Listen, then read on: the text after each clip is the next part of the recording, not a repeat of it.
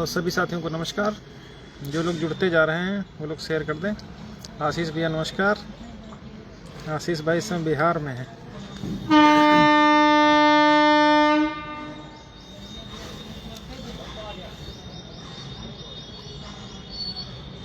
कोई भी एक लोग कमेंट कर दो कि आवाज़ आ रही नहीं आ रही।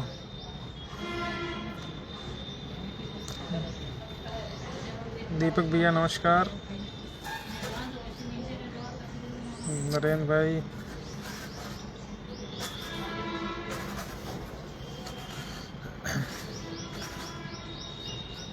जय भाई, अम्बेडकर नगर से हैं। उदय भैया नमस्कार।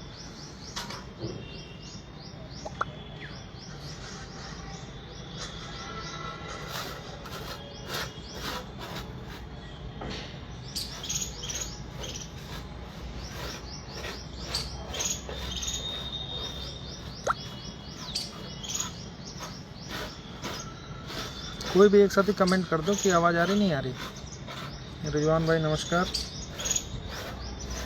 हाँ आशीष भाई, गर्मी तो होने लगी है काफ़ी। वैसे भी इसमें माहौल में ही गर्मी है, मुकदमे में भी गर्मी है, कोर्ट से लेकर सड़क तक गर्मी ही तो गर्मी है।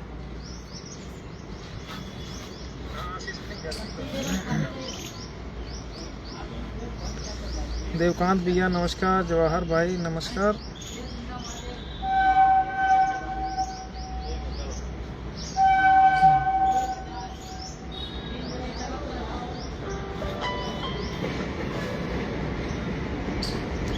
हाँ कोई भी एक साथी कमेंट कर दो कि आवाज़ क्लियर आ रही नहीं आ रही। जेलर भाई नमस्कार। जेलर आ गए हैं तिलक लगा के।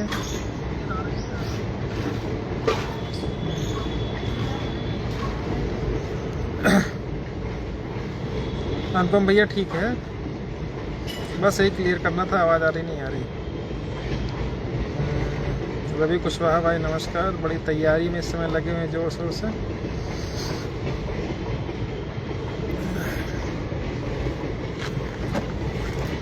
तो साथियों, जैसा कि सभी को पता है कि अब अपनी सुनवाई जो है कंटिन्यू शुरू हो चुकी है। मुकदमा पार्ट हर्ड हो चुका है और चूँकि एक सीनियर की आर्गूमेंट लगभग फाइनल हो चुकी है, तो अब किसी भी मुकदमे में ये होता है कि अगर एक आर्गूमेंट फाइनल कर चुका है तो पार्ट हर्ड हो जाएगा। तो जिस कोर्ट के सामने उन्होंने अपनी बात रखी वही कोर्ट अपने मुकदमे को सुनेगी। अब जो अपना मुकदमा है जस्टिस जो डबल बेंच में है, तो 2 लोगों की बेंच है, जिसमें से एक आम है एक खास है। ठीक है, तो किसी को बताने की ज़रूरत नहीं है कि किस कोर्ट में मुकदमा है। तो जिस समय ये कोर्ट सिंगल बेंच का जजमेंट लिखा जा रहा था, तो जस्टिस शुक्ला जी इन्हीं के साथ, मसूदी साहब के साथ ही डबल बेंच में बैठ रहे थे। उसका प्रभाव कहीं ना कहीं हम लोगों की हेयरिंग के दौरान देखने को मिल रहा है। अभी तक मैंने पहले भी कहा था कि वर्तमान में सिंगल जजमेंट के बाद मैंने बहुत सारे लोगों को समझाया भी कि आप 6800 जैसी बात या 4600 या 4800, 4700, 4400 जैसी बातें अब ख़त्म हो चुकी हैं। उनसे अब सभी को दूरी बना लेनी चाहिए। ठीक है, केवल एकमात्र फोकस जो करना था वो ATRE पर करना था। उसके बावजूद सभी लोग जो है अपने अपने तरीके से लड़ाई लड़ रहे हैं, उसमें हमें कोई आपत्ति नहीं। जहाँ जिसका स्वार्थ है उसको उस हिसाब से करना चाहिए। लेकिन जो देखने वाली बात है इस समय मुकदमे के दौरान वो ये है कि जो लोग कहते थे सरकार बहुत दबाव में है, सरकार बहुत अच्छा कर रही है, सरकार हमारे साथ है, सरकार हम लोगों के साथ ये करेगी वो करेगी, तो कोर्ट में देखिए कि सरकार जितनी ताकत है उसकी, वो अपनी पूरी ताकत लगा करके आरक्षित वर्ग के अभ्यर्थियों के विरोध में कोर्ट में बहस कर रही है। जहाँ पर भी हमने तो पहली बार सरकार के सीनियर्स को देखा कि वो पुरजोर कोशिश में लगे हैं कि मतलब जो जहाँ पर भी कोर्ट हमारे आर्गूमेंट से कन्विंस दिख रही है वो तुरंत अपना झंडा लेकर के खड़े हो जाते कि साहब ये चीज़ें देख लीजिए। तो अब सोचने वाली बात ये है कि जो लोग ये सोच रहे थे कि सरकार उनके साथ करके कुछ न कुछ कर देगी, ऐसा कुछ नहीं है। सरकार पूरी तरह से जितनी उसकी ताकत है वो पूरी ताकत से हम लोगों का विरोध करने में कोर्ट में लगी हुई है। उसका अंदाज़ा आप इस बात से लगा लीजिए कि जो सरकार सिंगल बेंच में खड़े होकर के ये कह रही थी कि हाँ वास्तव में आरक्षित वर्ग के अभ्यर्थियों का हितों का हनन हुआ है, और ये बात भरी कोर्ट में जस्टिस राजन राय साहब की कोर्ट में एडवोकेट जनरल साहब ने खड़े होकर के कहा था कि हाँ आरक्षित वर्ग के अभ्यर्थियों के साथ अन्याय हुआ है, गलत हुआ है, इसलिए हम 68 की सूची निकाल रहे हैं।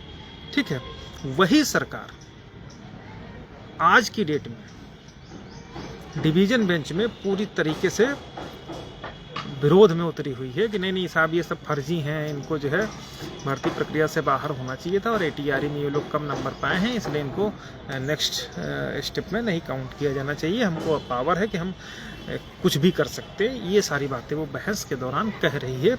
लेकिन अभी तो जस्टिस के सामने जो मिश्रा जी बहस किए हैं, तो मुझे बड़ा आश्चर्य हुआ कि उन्होंने पूरी ताकत लगा करके, जो भी मतलब हर सीनियर चाहता है कि जो भी मुकदमा उसके पास आए उसमें वो अपना 100% दे, वो जीते उस मुकदमे को।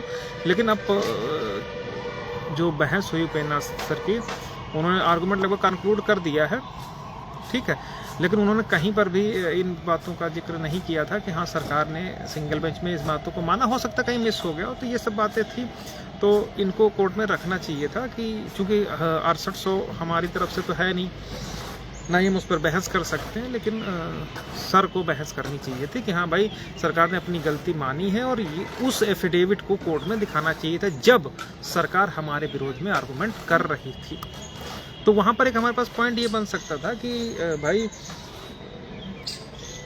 अब इस डेट में डिवीजन बेंच में आकर के सरकार को सत्य की प्राप्ति हो गई, ठीक है, और अब जा करके उसको पता चला कि नहीं आरक्षित वर्ग के अभ्यर्थी गलत तरीके से ट्रीट हो रहे हैं, जबकि यही सरकार सिंगल बेंच में जस्टिस राजन राय की कोर्ट में खड़े होकर कहा था कि हाँ आरक्षण घोटाला हुआ है, ठीक है, और आज जाकर के वो विरोध में कर रही है। तो आप सोच के देखें कि ये सरकार कितना नीचता पर उतारू होगा, और इन सब चीज़ों को हम लोगों को पॉइंट वाइज जवाब दे रहे हैं, हम लोग कोर्ट में भी दे रहे हैं। अभी उपेंद्र मिश्रा साहब किए थे, फिर हमारी तरफ से OP श्रीवास्तव साहब बहस कर रहे हैं, तो सब कुछ ठीक है। इतनी जल्दी सिंगल बेंच का जो जजमेंट आता है, तो चूंकि जस्टिस OP शुक्ला साहब नए जज थे, तो उस समय वो डिवीजन बेंच में बैठ रहे थे, हमारा जब जजमेंट लिखा जा रहा था, तो मुझे लग रहा था कि शायद ये उनसे कुछ राय मशवरा करेंगे, और वो चीज़ मुझे ऐसा लगा है कि शायद उसमें उनकी सलाह ली गई थी। जिस तरीके से वो जो क्वेश्चन जस्टिस OP शुक्ला ने उठाए थे अपने जजमेंट में कि चूँकि फाइनल रिक्रूटमेंट से पहले यही एक कम्पिटिटिव एग्ज़ाम है, इसलिए इसी में ओपन कंपटीशन माना जाएगा, वही बात मसूदी साहब रिपीट कर रहे हैं। तो कहीं ना कहीं मुझे ऐसा लगता है कि शायद वो उनकी विचारधारा से ही प्रेरित होकर के ही सिंगल बेंच के जजमेंट में कोई चीज़ आई हो। लेकिन जिस तरीके से हमारी तरफ से भी लगातार गोले दागे जा रहे हैं, तो बहुत सारे असर कर रहे हैं, क्योंकि उसमें कोर्ट ने कहा भी हम आपके आर्गूमेंट से कन्विंस हैं और हम काउंटर करेंगे अपोजिट पार्टी का जब वो बहस करेंगे। लेकिन मुझे देखने वाली बात सबसे आश्चर्य इस बात लगा कि जब कभी कंटिन्यू सुनवाई होती तो एक सीनियर अपनी पूरी बात कह लेता है, फिर दूसरा सीनियर करता है। लेकिन पहली बार ऐसा हुआ कि जब हमारी तरफ से सीनियर्स बहस कर रहे हो, चाहे OP श्रीवास्तव साहब हो, चाहे उपेंद्र मिश्रा साहब अभी तक की, तो उसमें हर बार स्टेट की तरफ से, चाहे वो रणविजय CSC हों या सीनियर अधिवक्ता वसीम साहब हो, वो तुरंत खड़े होकर के हर पॉइंट्स को जो है, इतना तो शायद अन्य लोग नहीं विरोध किए जितना इस बार सरकार कर रही कि हर पॉइंट के बाद वो खड़ी हो जा रही कि साहब नहीं ये देख लिया जाए। तो कहने का मतलब ये है कि सरकार पूरी तरीके से ये चाह रही है कि आरक्षित वर्ग के अभ्यर्थियों को किसी भी तरीके से यहाँ से कोई जो जजमेंट है ATRE वाला, उस पर केवल क्वालिफिकेशन न माना जाए बल्कि उसको रिक्रूटमेंट के अंतर्गत रख लिया जाए, जबकि जजमेंट भी है इन सब बातों को देख करके। ठीक है, तो अब सबसे बड़ी विडंबना ये है कि सरकार क्यों इतना उतावली है इन सब कार्यों को करने के लिए। उसका सबसे बड़ा कारण ये है कि वर्तमान में आरक्षण घोटाले को लेकर के पूरे प्रदेश से लेकर के अन्य जगह पर सरकार की थू-थू हो रही है। दिल्ली से लेके यूपी तक, यूपी से लेके बिहार तक ये घोषित हो चुका है कि उत्तर प्रदेश की सरकार ने दलित पिछड़ों के हकों पर डाकामारी की है। इसीलिए जो आरक्षित वर्ग के अभ्यर्थी इतना प्रतिरोध कर रहे हैं। और अगर यहाँ से कोर्ट से भी कोई ऐसा आदेश आ जा रहा है तो उसमें फिर एक तरीके से करेला और नीम चढ़ा वाली स्थिति हो जाएगी सरकार के लिए, क्योंकि अभी तक सरकार उस चीज़ों को झुठलाती हुई आ रही थी। लेकिन अब अगर जजमेंट डिवीजन बेंच का उसके अगेंस्ट आ गया तो ये पूरे प्रदेश में लोग लाउड स्पीकर लगा करके चिल्लाएंगे कि हाँ, उत्तर प्रदेश सरकार के जो है वो उसमें दलित पिछड़ों के जो नेता हैं उनको मुखौटे की तरीके से यूज़ करती है सामने, और पीठ पीछे दलित पिछड़ों के हकों को कत्लेआम करती है। तो इन सब चीज़ों को, चूँकि हम लोग जितना सोचते हैं उससे 10 गुना आगे बीजेपी के पास भी थिंक टैंक है, उसको सब मालूम है कहाँ से किसका किस बात से प्रभाव पड़ रहा है। क्योंकि 69,000 शिक्षक भर्ती में 1,46,000 परिवार ऐसे थे जिन्होंने शिक्षक भर्ती में अप्लाई किया था। तो अब ये है कि 1,46,000 लोग एक जगह के तो होंगे नहीं, पूरे प्रदेश के हैं। तो उन सब के माध्यम से पता चल गया कि वास्तव में उत्तर प्रदेश में भाजपा की सरकार ने ओबीसी एससी के सीटों की हकमारी की है। तो ये चीज़ गांव-गांव तक पहुंच गई है। तो अब सरकार अपनी नाक बचाने के लिए वो हर तरीके से भरसक कोशिश कर रही है कि किसी तरीके से ये बच पाए कि कहीं से कोई ऐसी चीज़ मिल जाए जिससे हम कहीं पर खड़े होकर के कह सकें कि देखो हम तो सब कुछ तैयार थे, लेकिन कुछ कमियां, या हम सही थे, घोटाला नहीं हुआ, हम तो ऐसे दे दिए। तो ये इन सब बातों को लेकर के वो अपना थिंक टैंक के द्वारा काम कर रही है। और इसी का परिणाम है कि डबल बेंच में उसने 2 पक्षों को आमने सामने ला करके खड़ा कर दिया। पहले तो जनरल और ओबीसी एससी, उसके बाद खुद आगे बढ़ करके ओबीसी एससी को न्याय ना देने के लिए अपना हर प्रकार से कार्य कर रही है। उसी का परिणाम था कि जो हमारी सुनवाई सिंगल बेंच में ऐसी कोर्ट में हुई, जो जुम्मा 4 दिन हुए थे कोर्ट में जस्टिस की उपाधि लिए हुए, अस्थायी रूप से जस्टिस की उपाधि लिए हुए लोगों के सामने या कोर्ट के सामने फैसला दिया गया। और अब डिवीजन बेंच में अपना मुकदमा चल रहा है। हमारी तरफ से हर आर्गूमेंट हम लोग कर रहे हैं, कहीं कोई दिक्कत नहीं है। तो हम लोगों के पास सिर्फ और सिर्फ एक ही पॉइंट पर हम लोग वीक हो सकते हैं, और वो ये है कि जब अगर वास्तव में जुडिशरी ही पूरी तरीके से उनके सामने सरेंडर कर जाए तो ही कुछ हमारे खिलाफ ऑर्डर पास हो सकता है डिवीजन बेंच से, अदरवाइज नहीं पास होना चाहिए। ठीक है, तो अब क्या है कि जब भी सीनियर बहस करता है, सबकी मानसिकता, सबकी सोचने का दायरा, छोटा व्यक्ति छोटी सोच, बड़ा व्यक्ति बड़ी सोच, ठीक यही सीनियर और जूनियर वकीलों के बीच में अंतर होता है। अगर कोई सीनियर अधिवक्ता है तो उसको मालूम है कहाँ से हमको काम अपना निकालना है। तो इसी कारण से हम लोगों ने, जैसे सिंगल बेंच में भी हम लोग अपने पूरी बात कहलवा दी। वो अलग बात है कि एटीआरई पे थोड़ा सा किस कारण से हुआ, वो तो कहीं ना कहीं हस्तक्षेप रहा था अन्य पार्टियों का। उसी तरीके से डिवीजन बेंच में भी हम लोग पूरा प्रयास अपना कर रहे हैं, सारा काम कर रहे हैं, और उसी का परिणाम ये है कि लगातार सुनवाई हमारी कंटिन्यू हो गई है। ठीक है, मैटर पार्ट हार्ड हो चुका है। अब हमारी तरफ से अभी ओपी श्रीवास्तव साहब बहस कर रहे हैं, उपेंद्र मिश्रा साहब तो कर ही चुके हैं हर्षद शो की तरफ से। इसके बाद सुदीप सेठ साहब हमारी तरफ से अपीयर होकर के वो अपना आर्गूमेंट करेंगे। ठीक है, तो कहने का मतलब है कि हम लोग हर स्तर से अपने कार्यों को कर रहे हैं, जितना भी हमारी क्षमता है उस क्षमता से बढ़ करके कर रहे हैं। ठीक है, इस बीच लाइव आने का उद्देश्य मेरा सिर्फ इतना था कि बहुत सारे लोग कह रहे थे कि कहीं सरकार ये वो ऐसा वैसा, ये सारी बातें हैं कि डर तो सबको लगता है, ठीक है। तो कहने का मतलब सिर्फ इतना है कि भाई हम लोग अपनी तरफ से कोई कमी नहीं छोड़ेंगे, ठीक है। उसके लिए देखिए होता क्या है, अक्सर क्या होता है, कभी कभी एक सीनियर से काम चल जाता है, कहीं पर 2 सीनियर से काम चल जाता है, और कहीं पर और आगे जाने की भी आवश्यकता पड़ सकती है, ठीक है। क्योंकि काफ़ी लंबा समय हम लोगों को इस लड़ाई में हो गया है, तो मैं कुछ हमारे साथी लगातार फ़ोन पे कि अगर भाई ज़रूरत हो तो एक सीनियर, बड़ा सीनियर और कर लिया जाए, तो हम लोग उस पर भी विचार कर रहे हैं कि हम 2-3 लोगों के कांटेक्ट में हैं, ठीक है। क्योंकि अब हमारी स्थिति कम से कम, या हम लोगों की स्थिति ऐसी नहीं है कि हम नहीं चाहते कि अब आगे और लड़ाई बढ़े, क्योंकि यहाँ से तो फाइनल होने जा ही रहा है, 26 से शुरू हो जाएगा, तो उम्मीद है उसी हफ्ते में 9 ख़त्म हो जाना चाहिए, 1 हफ्ते में हो जाना चाहिए, क्योंकि अब पार्ट हार्ड हो चुका है। तो उम्मीद है नेक्स्ट वीक ही अपना जजमेंट रिजर्व हो जाएगा, ठीक है, मंडे से शुरू होकर के, ठीक। तो अब मैं इस स्थिति में नहीं हूँ, या हमारी टीम या हमारे साथ में जो लोग हैं, तो कोई ये नहीं चाहता कि मैटर आगे जाए, या सुप्रीम कोर्ट जैसा कि पता चला वहाँ भी भाग दौड़ हो। तो कहने का मतलब कि फिर उतना ही परिश्रम, उतना ही श्रम लगता है। तो जो भी हमारे साथी थे, तो उन लोगों का मत है कि एक अधिवक्ता और कर लिया जाए अगर ज़रूरत समझी जाए तो, क्योंकि अभी तो हमारे पास 2 लोग हैं। देखिए जितने भी सीनियर्स होते हैं, सबका पॉइंट ऑफ व्यू डिफरेंट होता है। जितना आप सोचते हैं, मैं दूसरे तरीके से सोचता हूँ, अनूप पटेल दूसरी तरीके से सोचते हैं, अरविंद यादव तीसरी तरीके से सोचते हैं, अशोक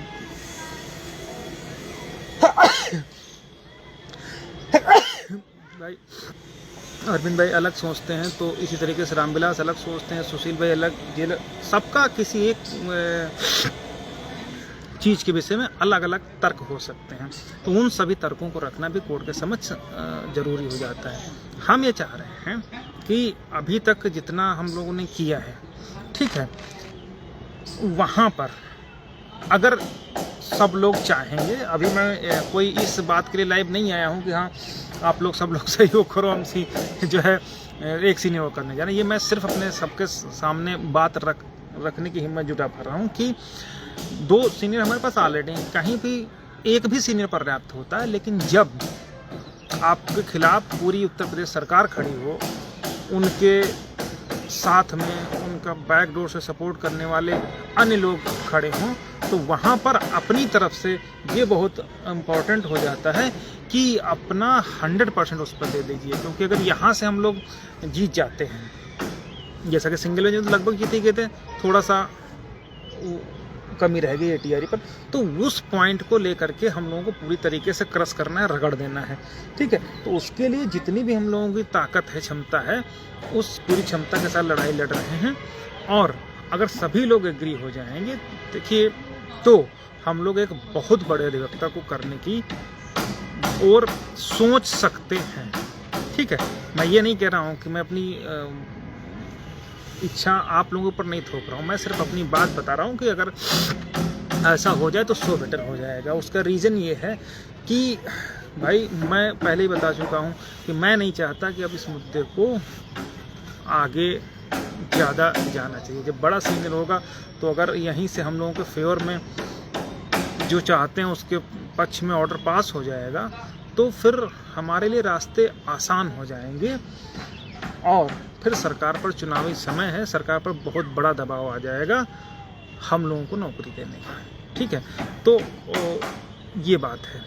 और अभी हमारी बहुत सारी बहस अभी बाकी है, बहुत सारे फैक्ट्स पर बहस बाकी है। कहीं ऐसा पॉसिबल नहीं हो सकता कि जो है कोर्ट एक पॉइंट पर हमारे 10-10 काउंटर अटैक वो बचा ले जाएं, ऐसी स्थिति कतई नहीं होगी। तो अगर सभी लोग एग्री हो जाएंगे तो मैं कोई जो बड़े नाम हैं उनमें से ही किया जाएगा, ठीक है। क्योंकि अगर वो आ गए तो मैं अपनी तरफ से कल को मैं इस लाइव के माध्यम से ये ज़रूर बता देना चाहता हूँ कि बहुत सारे लोग कह रहे थे कि भाई एक बड़ा सीनियर और कर लिया जाए, तो हम आप सब लोगों की जो है सहमत चाहता हूँ कि ताकि बाद में हमारे ऊपर या टीम के ऊपर किसी भी तरीके का आक्षेप कोई न लगाने पाया कि भाई हम लोग तो कह रहे थे कि एक बड़ा टॉप मोस्ट और कर लो और आप ही ने नहीं किया, आप चाहते थे कि सुप्रीम कोर्ट जाए फिर वहाँ पे साल भर 6 महीने लड़ा जाए। तो वो एलिगेशन लगाने वाले लोगों की भी संख्या कुछ हो सकती है, ठीक है। और यहाँ क्या है, यहाँ तो सब मामला सेट है, कंटिन्यू सुनवाई हो रही है। तो अगर एक सभी लोग एग्री करेंगे तो एक सीनियर हम लोग बड़ा और कर लेंगे। लेकिन उसमें क्या है कि अब यहाँ पर सबसे बड़ी विडंबना इस बात की है, मैं किसी का विरोध नहीं करता हूँ कि जब भी ज़रूरत पड़ती है तो हम ही लोग खड़े दिखाई देते हैं, बाकी लोग तो याचिका डाल के 9-2-11 हो जाते हैं। मैं किसी का विरोध नहीं कर रहा हूँ, मैं बड़ी विनम्रतापूर्वक कर रहा हूँ कि जजमेंट आप जब भी आएगा आप देखिएगा कि किसका सीनियर का आर्गूमेंट नोट होता है, ठीक है। हम लोग कभी ये नहीं कहते हैं कि हाँ कहने वाली बात नहीं करते कि हाँ ये हमारा जो भी कंटेंशन होता है, जो भी चीज़ें जजमेंट में दिखती हैं, ठीक है, उसमें ये आप नहीं होगा कि हाँ वो चीज़ें ना दिखें, ठीक है। तो हम लोग कभी नाम के पीछे नहीं भागे, कभी ये नहीं सोचे कि हमारी नाम से हो या लीडिंग हो या इस टाइप की जो बहुत निकृष्टता वाली बातें हैं वो कभी नहीं सोचते। हमारा उद्देश्य सिर्फ यही रहा कि किसी तरीके से इस मुकदमे को जीत करके जो उद्देश्य था हम लोगों का उस पर जो है काम किया जाए, ठीक है।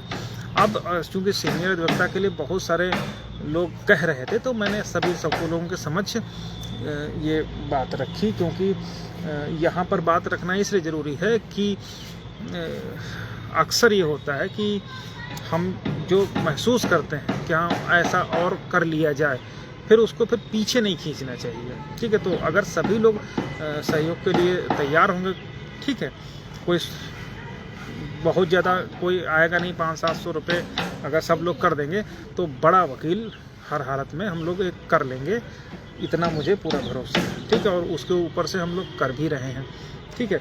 तो चूँकि फाइनल सुनवाई चल रही है, अब ये भी नहीं कि अगले हफ्ते से आपको कोई टाइम मिलेगा कि हाँ अगले हफ्ते आप डेट लग जाएगी आप तब कर लीजिएगा, या पहले फलाने की महज देख लिया जाए, कोर्ट सहमत होती तो आगे करने की क्या ज़रूरत है। तो बैकअप में ही सही अन्य चीज़ों को करने की ज़रूरत है, क्योंकि उसमें होता क्या है कि भाई अभी कोर्ट है, कोई हमारे रिश्तेदार तो हैं नहीं, खुदा न खास्ता किसी तरीके से कोई भी ऐसी बात हो गई फिर तो हमेशा एलिगेशन हमें लोगों के पास आएगा कि हम लोग तो कह रहे थे, सहयोग करने के लिए भी तैयार थे कि भैया एक सीनियर कर लो, इन लोगों ने जानबूझ करके नहीं किया क्योंकि ये लोग चाहते थे कि मैटर सुप्रीम कोर्ट जाए, ठीक है। तो वो चीज़ हम कतई नहीं चाहते हैं। जहाँ इतना हम लोगों ने संघर्ष किया, फाइनल सुनवाई चल रही डिवीजन बेंच में, ठीक है, तो वहाँ पर सब लोग तैयार रहेंगे तो एक बड़ा सीनियर हम लोग कर लेंगे, जिसकी जानकारी हम लोग शाम तक के देर रात तक हम लोग बता देंगे कि भाई किस तरीके से। लेकिन इतना ज़रूर है, मैं बड़ी विनम्रतापूर्वक कहना चाह रहा हूँ कि भाई ऐसा जो भी अगर सभी लोग सहयोग करेंगे तभी सीनियर बड़ा हो पाएगा। अदरवाइज ये ना हो कि भाई कोई 100-200-300 कर रहा, फिर 1-2 लाख रुपए आए, 1-2 लाख में आप ये मान के चलिए, क्योंकि कम से कम 50-60 हज़ार रुपये तो जो सीनियर का जूनियर होता है वो असिस्टिंग का, फाइल मेंटेनेंस का, इन्हीं सब का चीज़ों में खर्चा मिसलेनियस हो जाता है वो। और शुरुआत में वो कुछ ब्रीफिंग फीस भी ले लेते हैं, क्योंकि मुकदमे को कम से कम 1-1.5 घंटे 2 घंटे वो अपने सामने बैठ करके फिर से लगाते हैं। तो हम लोग कई बार जाते हैं तो कहते हैं भैया हमारा समय का ही पैसा है। तो ये सब चीज़ें, तो कहने का मतलब ये है कि सभी लोग अगर सहयोग करेंगे, आप देखिए हमारे पास जैसे सुदीप सेठ साहब हैं, श्रीवास्तव जी हैं, उपेंद्र मिश्रा साहब बहस कर ही चुके हैं। तो अब अगर हम सीनियर करेंगे तो ऐसा सीनियर नहीं होगा जो हल्का हो, वो इनसे बड़ा होना चाहिए या इन्हीं के टक्कर का होना चाहिए। कहने का मतलब ये है कि अगर हम लोग करने की स्थिति में हैं या हम लोग सब लोग अगर सपोर्ट करते हैं तो फिर ये हम लोग नहीं कहेंगे कि हाँ हम किसी इनसे छोटे काउंसिल को करें, फिर हम लोग बड़े काउंसिल को ढूंढेंगे। जस्ट लाइक सिंगल बेंच में आप लोग देख चुके हैं, मैं किसी एक का नाम नहीं लूँगा क्योंकि फिर लेकिन 2-3 बड़े चेहरे अभी बाकी हैं अपने मुकदमे डिवीजन बेंच में। उन्हीं 2-3 बड़े चेहरों में से कोई एक चेहरा हम लोग अपने मुकदमे के लिए हायर कर लेंगे। लेकिन उसमें क्या है कि जितना भी है सभी लोगों को सहयोग करना पड़ेगा, मैक्सिमम सहयोग करना पड़ेगा, क्योंकि जो सरकार है, अगर यहाँ से एक बात आप समझ लीजिए कि एक हम लैंडमार्क भी अगर हम लोग यहाँ से जीत गए तो एक लैंडमार्क तो हम लोग सेट कर देंगे, और वो ये रहेगा कि जब पूरी सरकार हमारे विरोध में थी, कोर्ट भी पर उनका थोड़ा प्रभाव था, पूरी जनरल लॉबी उनके पास फ्रंट से, पूरे चयनित जनरल फ्रंट बैक फुट पीछे से उनका सपोर्ट कर रहे थे। उनको जब हम हरा करके आए तो एक बार हम जरूर सर उठा के कहेंगे हाँ ये मुकदमा हम लोगों ने लड़ा था, और सब हर व्यक्ति हमारे खिलाफ था, सरकार हमारे खिलाफ थी, जनरल पूरा हमारे खिलाफ था, पूरी जुडिशरी के अलावा जो नौकरशाह थे, सेक्रेटरी थे, वो सब हमारे बैक फुट पर पीछे से वार कर रहे थे। उनको हम लोग पटकनी दे करके आगे बढ़े। ये सब जो है हम लोग सोच करके ही अपना, क्योंकि होता ये है कि लड़ने वाला जो होता है, अगर सब कुछ अच्छा होता जाए तब तो वो हीरो रहता है, लेकिन अगर कहीं पर कुछ गड़बड़ होने लगता है तब विलन बनते हुए देर नहीं लगती। मैं खुद समझ रहा हूँ, ठीक है। तो हीरो या विलन बनने का मुझे कोई शौक़ नहीं है, मुझे सिर्फ इतना शौक़ है कि एक अदद नौकरी अगर मिल जाती है आज के दौर में, जब पुलिस भर्ती में आप लोग देखिए कि पैर तिल रखने भर की जगह नहीं थी उस दौर में, तो वही हमारे लिए सब कुछ है, इसके अलावा और कुछ भी नहीं है। तो मैं सभी लोगों से बड़ी विनम्रतापूर्वक कह रहा हूँ कि सब लोग एक बार आपस में विचार कर लीजिए। शाम तक का समय है सभी के पास, ठीक है। शाम तक जैसा भी आप लोग हमारे व्हाट्सएप नंबर पर भेज देंगे उस हिसाब से हम लोग आगे बढ़ जाएंगे। मैं नहीं चाहता कि कल को ये कोई कहे, या अगर सहयोग करना तो पूरी दमदारी से सबको करना पड़ेगा, उसमें फिर ये ना हो कि दूसरे तरीके से लोग कहें कि अरे ये लोग तो 2-2 सीनियर कर लिए, उसके बावजूद अब किसकी कमी है। कमी किसी की नहीं है, ठीक है, कमी किसी भी चीज़ की नहीं है। एक सीनियर पर्याप्त होता है अपना आर्गूमेंट करने वाला हो, लेकिन जब उस तरफ से ऐसे लोग हों तो कहीं से भी कमी छोड़ना, अगर हम लोग कैपेबल हैं तो कमी नहीं छोड़नी चाहिए, ये मैं समझ रहा हूँ, ठीक है। तो चूँकि अगले हफ्ते के बाद हमको टाइम मिलेगा नहीं, यही हमारे पास 4-5 दिन ही हैं, इन 3-4-5 दिनों में ही सब कुछ करना है, ठीक है। बड़ा चेहरा करना है, 1-2 लाख वाले से कोई काम हम लोग न करेंगे, और ना ही मेरी कोई इच्छा है, क्योंकि उनसे बड़े सीनियर ऑलरेडी हमारे पास हैं, बढ़िया आर्गूमेंट कर रहे हैं, सब कुछ कर रहे हैं। अब अगर उनसे बड़ा ही, उनसे टक्कर वाला ही सीनियर हम लोग करेंगे, तभी जा कर के कुछ काम आगे बढ़ेगा, ठीक है। तो ये सारी बातें हैं। बाकी कोर्ट में सब लोगों को पता है कि अगर ATRE हम लोग जीत जाते हैं तो ये पूरे प्रदेश, क्या पूरे देश में ये हो जाएगा वास्तव में इन्होंने 20,000 दलित पिछड़ों की हकमारी करी, क्योंकि ओपन कैटेगरी का जो अभी तक का कट ऑफ है वो 67.11 पहला था। नीचे वाला तो चूंकि पहली लिस्ट रद्द ही हो गई, तो नीचे वाले से तो अभी कोई लेना देना है ही नहीं, ठीक है। तो अगर उस पर ATRE डिफेंड हम लोग कर लेंगे तो फिर इस सरकार की, इतना मैं जरूर कहता हूँ कि आगे कभी हिम्मत नहीं पड़ेगी कि रिजर्वेशन पर डकैती डाले, और न केवल इस सरकार की बल्कि आने वाली किसी भी सरकार को इस तरीके का नुकसान करने से पहले 1000 बार सोचना पड़ेगा। और ये जजमेंट नज़ीर बनेगा उनके लिए कि जब सब खिलाफ थे तब हम लोग वहाँ से जीत करके आगे बढ़े। तो ये सब बातें हैं, ठीक है। तो बहुत सारी चीज़ें हैं, तो सभी लोग एक बार सोच लीजिए, शाम तक की व्हाट्सएप मैसेज कर दीजिए, किसी भी तरीके से टेक्स्ट मैसेज कर दीजिए, तो ही हम लोग आगे बढ़ें, क्योंकि हम नहीं चाहते कि हमारे पास 50,000 रुपये आ जाए और फिर उसका कोई यूज़ नहीं हो, ठीक है। जब तक सभी लोग सहयोग नहीं करेंगे, जितनी जिसकी क्षमता है वो अपनी क्षमता से बढ़ के सहयोग नहीं करेगा, तब तक हम लोग किसी भी स्थिति में आगे बढ़ने के लिए तैयार नहीं। फिर हमारे पास जो 2 सीनियर हैं उन्हीं के साथ हम जो भी हम लिमिटेड संसाधनों में कर पा रहे हैं, पहले भी किया था, आगे भी करेंगे, ठीक है। बिल्कुल राजेश भाई जैसे हैं, शैलेंद्र हैं, ब्रजेश भाई हैं, और बहुत सारे लोग हैं, लगातार फ़ोन आते रहे कि भैया एक और कर लीजिए, एक और कर लीजिए। इसलिए मैं सोच रहा हूँ कि कल को ये कहने का न रह जाए कि भाई सब लोग कह रहे थे एक सीनियर और कर लिया जाए, तो जो है अच्छा होता, ठीक है। तो इसलिए मैं चाह रहा हूँ कि एक बड़ा वकील, बड़ा मतलब बड़ा, जिसका कद बड़ा हो, ठीक है, उसको किया जाए। बाकी जितने सीनियर हैं हमारे पास वो पर्याप्त हैं, लेकिन एक बड़ा सीनियर अगर सभी लोग राय है तो कर लिया जाए, ठीक है। तो ये सारी बातें शाम तक का आप लोगों को मैं फिर बता दूंगा कि करना है तो कैसे करना है, ठीक है। लेकिन इतना ज़रूर है कि भाई अगर 100, 200, 300, 500 रुपये का अगर कोई सोचे कि हम 200 दे करके हो जाएंगे तो भैया नहीं हो पाएगा, फिर उसका कोई मतलब नहीं। लाख 1.5 लाख आ जाएगा तो फिर उसका हमारे लिए भी कोई यूज़ नहीं, वो हमारे ऊपर भार ही बना रहेगा ऐसा पैसा। इसलिए अगर करिए तो सभी लोग मैक्सिमम सहयोग करिए, मैक्सिमम लोगों से कराइए। जैसे हम लोग जब वर्षों की लिस्ट आई तब सहयोग करके बहुत बम्पर तरीके से हम लोग रिजल्ट दिए थे, सारा कुछ कितना सेटअप करके किया था।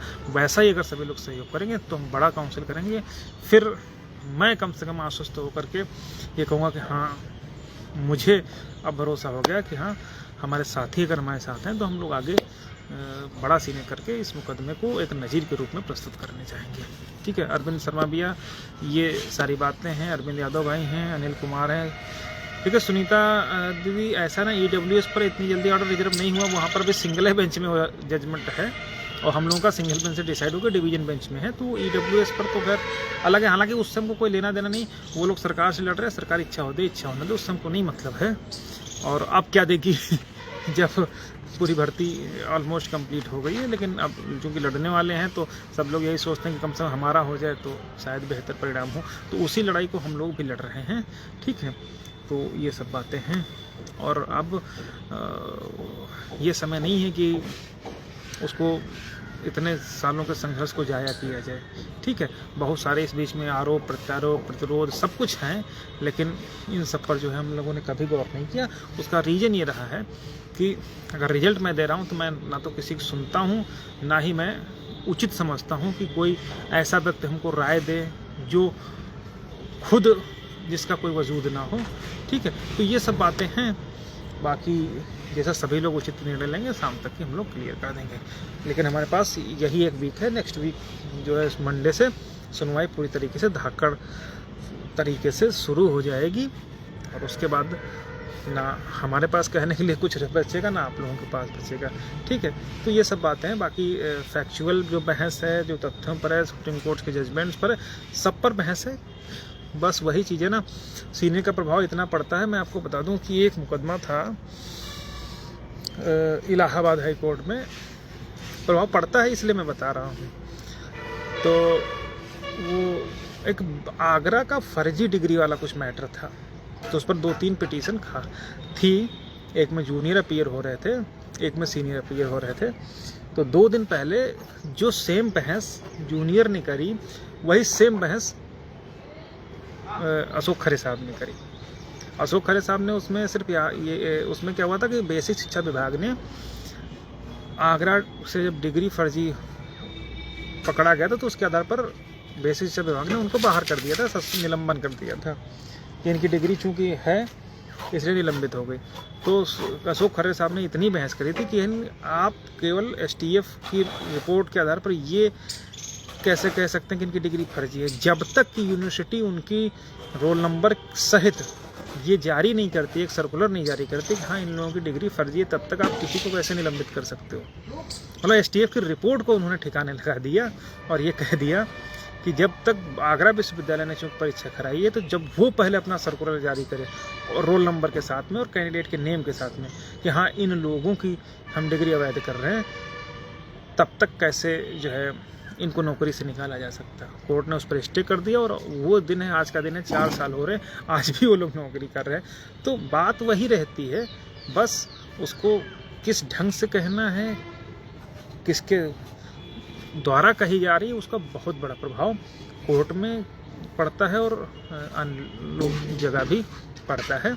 तो इसीलिए मैं अभी सोच रहा था कि अगर सभी लोग कह रहे हैं कि एक सीनियर कर लिया जाए तो हम भी दिमाग में आया कि हाँ हालांकि पर्याप्त है, लेकिन बड़ा अगर है तो कोई बुरी बात नहीं है वो हमारे लिए कोई नुकसानदायक नहीं रहेगा, क्योंकि किसी एक व्यक्ति के ऊपर बर्डन आने वाला है नहीं। 1500 रुपये हर व्यक्ति खर्च कर सकता है, दे सकता है, वो भी तब जब फाइनल सुनवाई चल रही हो, ठीक है। तो इसीलिए मैं आ गया हूँ।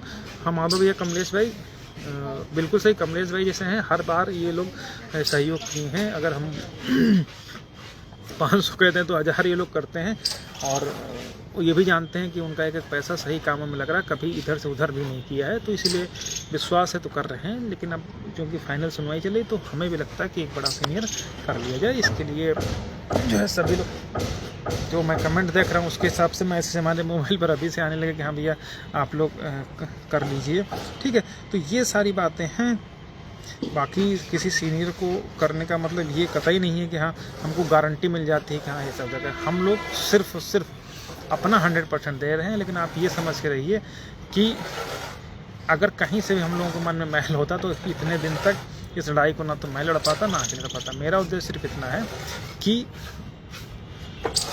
अब तक जो लड़ाई लड़ी गई है सड़क से लेकर कोर्ट तक, कोर्ट से लेकर सदन तक, उसका यार कम से कम कुछ सुखद परिणाम तो हासिल हो जाए। बाकी ये चवन्नी ठन्नी क्या है, अगर किसी ने 10 याची 20 याची 50 याची बना लिया तो 1,50,000 कमा भी लिए तो उससे कौन सा उसका घर चल जाएगा। 50-60 हज़ार रुपये सैलरी है, साल का 6 लाख रुपए हो गया। आराम से बैठ के सुकून से कम 2 वक्त की रोटी व्यक्ति खाएगा।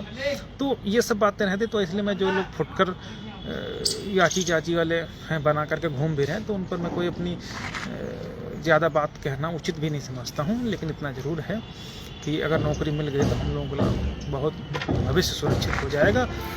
न केवल हमारा बल्कि हमारे साथ जितने लोग जुड़े हैं, कम से कम किसी ज़िले में जाएंगे तो इतना तो रहेगा कि हाँ भाई हम लोगों की लड़ाई का परिणाम ये रहा कि आप हमारे संघर्ष के साथ ही नौकरी कर रहे हैं। तो ये सब सारी बातें हैं, हर बातें कहीं नहीं जा सकती हैं, लेकिन इतना ज़रूर है कि अगर संभव हुआ तो हम लोग बहुत जल्द एक बड़ा सीनियर ला करके इस मुकदमे में अपील करवाएंगे और जो बहस हमारी चल रही है उसी पर कंटिन्यू होगी और निश्चित रूप से जीत तो होगी ही होगी। हैं अभी भी कहीं से हम कमतर नहीं हैं, लेकिन बस ये है कि अगर हम कोई काम कर सकते हैं तो उसको क्यों ना किया जाए, ठीक है। तो ये सारी बातें और बाकी शाम तक की सारी चीज़ें क्लियर करते हैं। बहुत बहुत धन्यवाद।